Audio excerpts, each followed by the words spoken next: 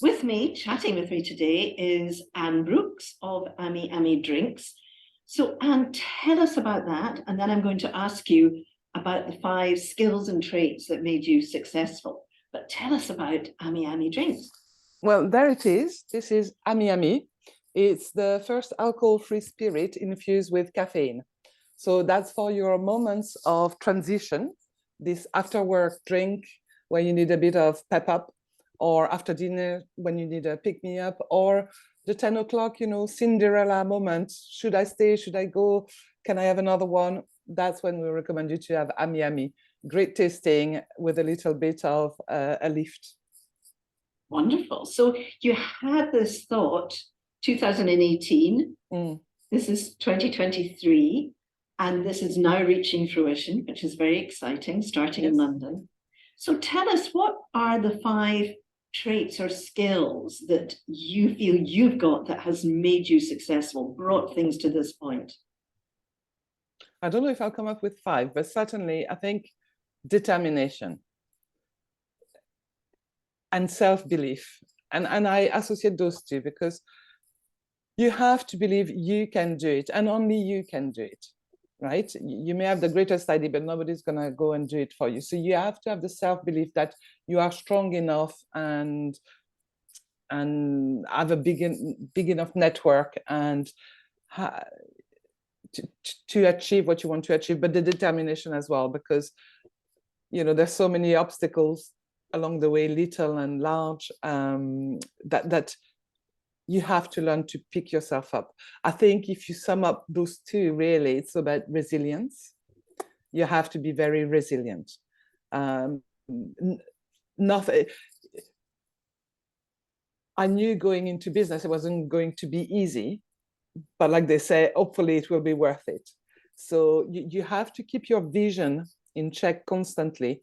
And yes, on a daily basis, you will have obstacles, but that vision will carry you and help you surmount those obstacles. I think skill-wise, you have to be a great people person, because, and that's one of my favorite saying, it takes a village. And it does take a village to build a physical product, to brand it, to bring it to the market, to grow the sales. My role, I feel, is more to be a great judge of character and find the right people for the team than anything else. Of course, I become a little bit of a jack of all trades at the beginning, because you have to know about finance and marketing and branding and be the coordinator for all these things. But ultimately, when you have a team, your job is to support them, serve them, and help them to fly and flourish in their own role. And that, I think, is the greatest skill, the people skill, which for me, I think I learned from 25 years in hospitality, both working with a team in the business as well as meeting customers or suppliers. You just learn how to recognize body language, for example, understand what people's needs are, which very often are very different from your own need or business needs. But yeah, that was a great experience. So resilience through determination and self-belief and people skill, I think. And I think you've summed it up at the end by being supportive of your team, giving them the support and working Absolutely. for them. Yeah. Yes. If we take the analogy of hospitality, in hospitality, your main job is to serve customers, right?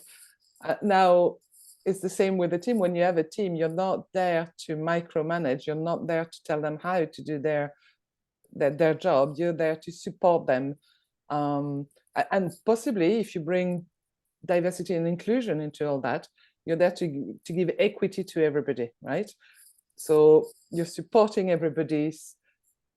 I think it's so important, and it's so rewarding when you support people and you can really see them flourish and develop and being empowered to do what they do best. Yeah, so rewarding.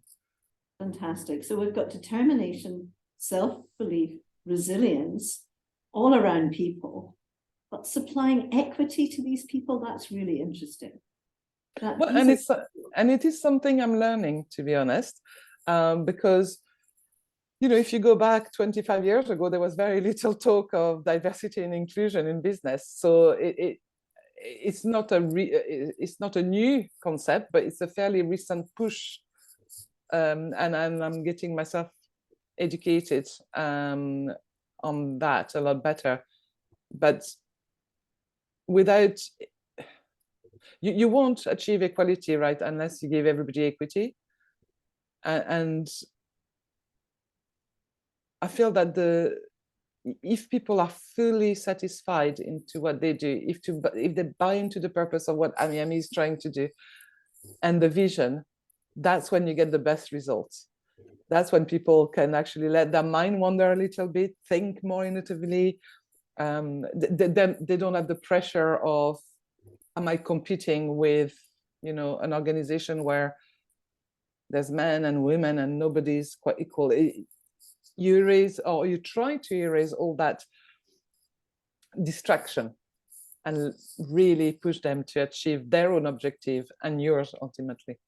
But I would say maybe the last trait or skill, I think you have to have a grain of craziness. Oh, let's add that one in. Because as you stand and you look back where you started and where you are now, I didn't know the thing I know now when I started. And if somebody had told me, I might have thought twice or three times before maybe not doing it. So I think sometimes it's ignorance is a bliss might play a part into you having more enthusiasm and positivity about what you're doing. You have to have that, because otherwise you could be, or otherwise you wouldn't start anything. Indeed. I love craziness being the last one. So on that point, we're going to finish. I'm going to taste your drink. I'm in London soon. If that's where it's going to be, you'll have to tell me where it is and I will drink away.